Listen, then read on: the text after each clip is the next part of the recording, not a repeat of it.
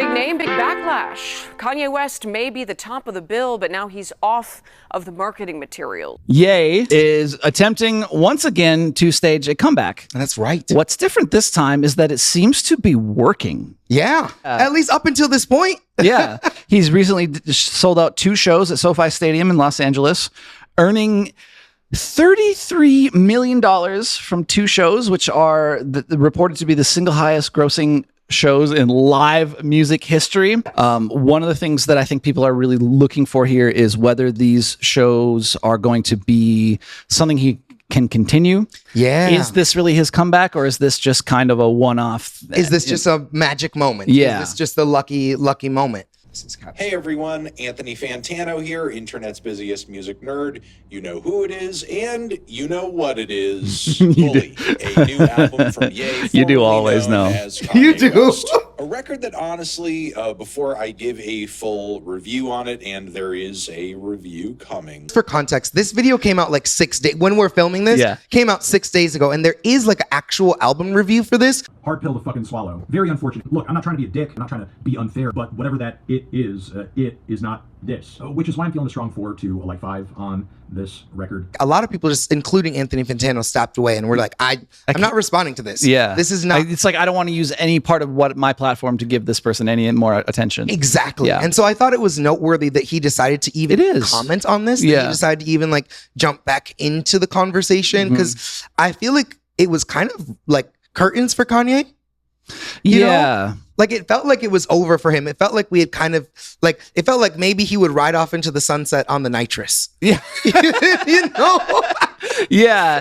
So I do have some research about maybe what was different about this apology Than others? Yeah. Yeah. Including the fact that he hired somebody. Yes, there was a PR team. Yeah. It was like a famous PR team. Yep. It was the, His name is Larry Jackson. Yes. He's the CEO of an independent music company called Gamma. okay. He's worked with everybody and seems to have a real, what do you want to say, a golden touch with these kinds of difficult artists. And so he, of course, as we know, he took out a big, he paid for an apology in the Wall Street Journal.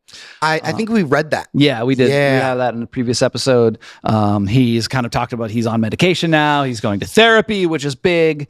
And then immediately went into performing. Yeah, and that's I think what makes this moment so relevant is he had done the 2 performances back to back at the SoFi Stadium, and I was like, yo, that's almost insane that he's doing it at all, because like, I don't know, the SoFi Stadium seems so big. It seems like it is enormous. It almost felt like he couldn't sell it out. Like it would be like, just looking at some of the footage of this performance, he's like standing on the globe. So it's like clearly this 3-dimensional kind of like immersive experience almost. He's got all these lights, like this like smoke light show. He's got the pyrotechnics going on. And at one point in the performance, he like comes down like kind of like a magician. Yeah. You know, like he's flying. Yeah. And so like, I think historically people had talked about Kanye's impressive set designs. Yeah. And I actually wasn't aware of that. I didn't think of him that way. I thought of him as like a fashion guy for the shoes and for all that stuff, but I didn't really think about him as a set guy. Yeah. Until this, and it's really, he's really set the standard, I think, in a lot of ways for what a solo hip hop artist can do. Yeah. In a huge stadium. Yeah. Because obviously you don't have a real band. You're always generally some rappers do, but for the most part, you're often playing with tracks.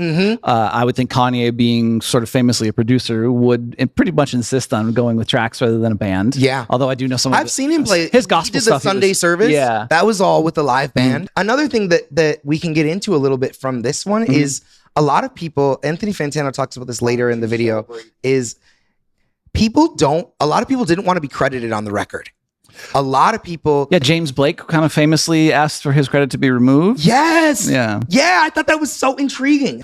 This project also saw a physical release, though there has been some debate and misunderstandings about the state of that, given that I guess Ye already had on hand vinyl pressings of the initial version of the album. Oh, Kanye is doing that thing still where he's tweaking his song after he releases it. Yes. And this one was even more fucked up because he had like he had used like an AI voice So it wasn't even his voice. So there's older versions of Bully that were released in the summer. Bully's the album, by the way. Exactly. Bully is the album that just got released. And there were previous versions of this album that were released. And they were have had AI Kanye voice. And this still has people are saying the album version, like the vinyl version, does have those AI cuts on it. But the Spotify, the streaming version does not. Kanye, what a mess. What an interesting thing. Meanwhile, I think it's safe to say that not all is rosy in Kanye's camp. No. He has been invited to headline Wireless Festival, which is a big UK festival. But Pepsi, who was the traditional sponsor of that, has actually backed out of being the sponsor of the festival because of Ye. Wow. Yeah.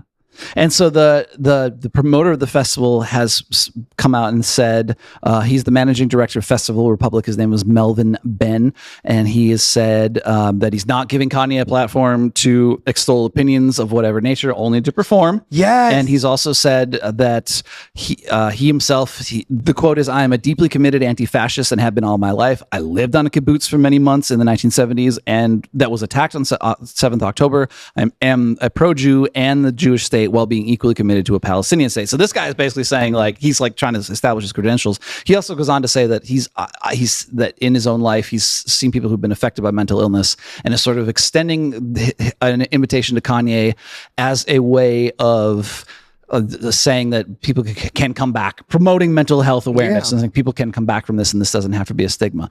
My question to you is, if to the extent that, let's just say we believe him on that, and I don't see any reason not to the extent that that is true, that people can come back from mental health and restore their reputation and not just their reputation, like do actual restorative work. Does he have to be the headliner?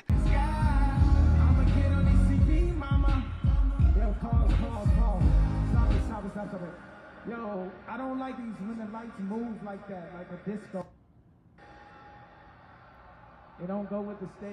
Don't do that. Stop doing that. I mean, wouldn't you think that if you were if you were kind of redeeming yourself, wouldn't you kind of have to start at the bottom and then move your way back up again? Mixed feelings, right? Like if Kanye West, I mean, it's complicated because of everything. But if I were a festival promoter, and I saw that there were anybody selling $33 million. And then they wanted to come do my thing. I would see money. I would see dollar signs. Right. And you're not going to put him in the fourth tier, 4 a.m. weird techno tent. No, you're gonna put him up right up front. And I think I understand it. Like, I get the corporate aspect of like, ooh, this is going to make us money. Let's put him right up front. But I also understand Pepsi's pushback. I think they were like, hey, I don't want to be associated with this. This is not what we stand for, and we won't be a part of this. And I think that's kind of going to be the battle Kanye has to work through. We have to remember this was 2 concerts back to back.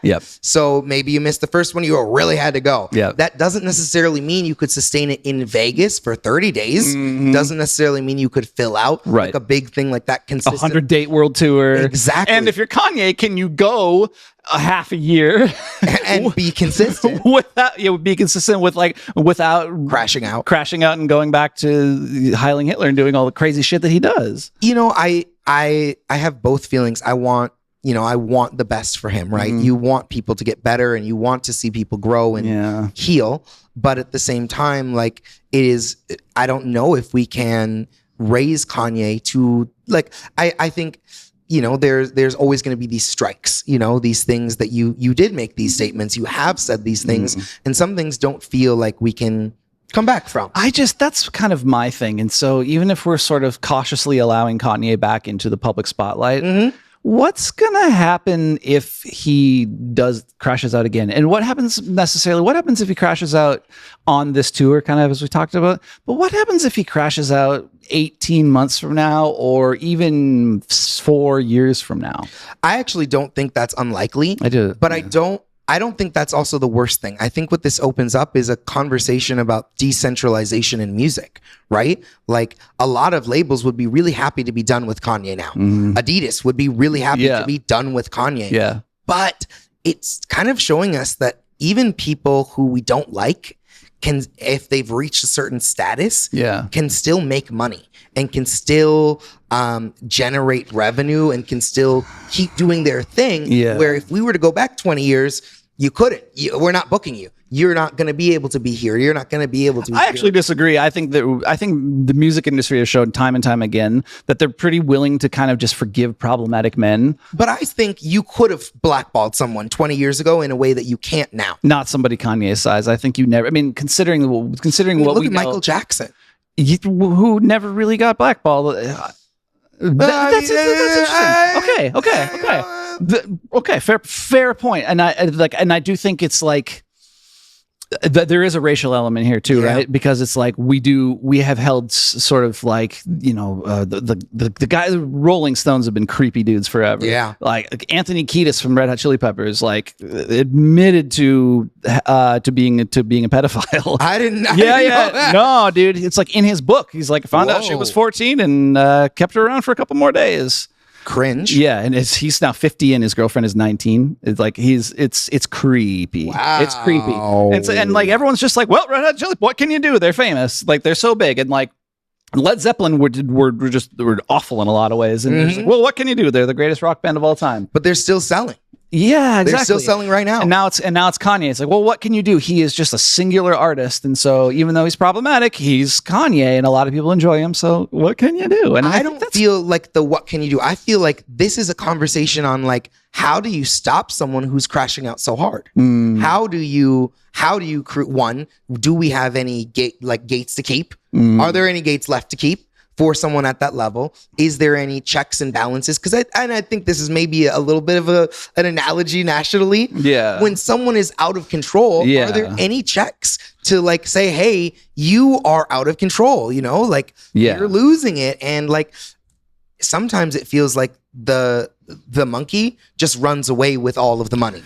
It really does seem that way. And I like compare this. There's like we kind of talked about, there's like a racial aspect to this too. There's also a gender aspect to this. Yeah. too. I mean, think about like very classically, this is a 20-year-old example now, but the famous Super Bowl incident where Janet Jackson like had her quote unquote wardrobe malfunction. Oh, yes. And she basically got blackballed from the industry for A long time. a long time, and it basically has been on the fringes and on the outside of the music industry ever since then for showing for accidentally or even on purpose showing a pasted nipple. Yeah. Versus The fucking, nip slip. Yeah, the nip slip versus fucking Kanye for like repeatedly for years. Yeah. Like selling swastika merchandise, saying all kinds of just horrendous, I don't want to repeat it, anti-Semitic stuff, right? Yeah. A nip slip cost Janet Jackson her career. Kanye can be a straight up like self-proclaimed Nazi